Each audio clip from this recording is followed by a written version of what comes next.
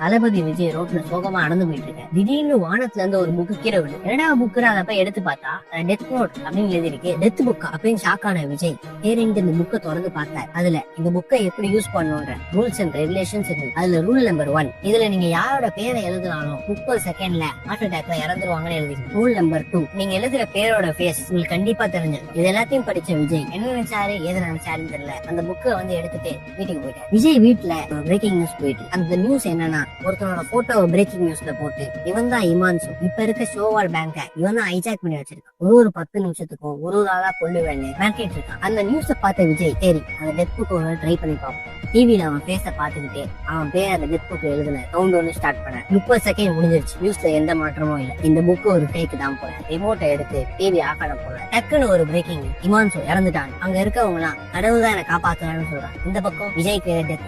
அப்ப விஜய் தான் சாவின் கடவுளா? பாட்டுல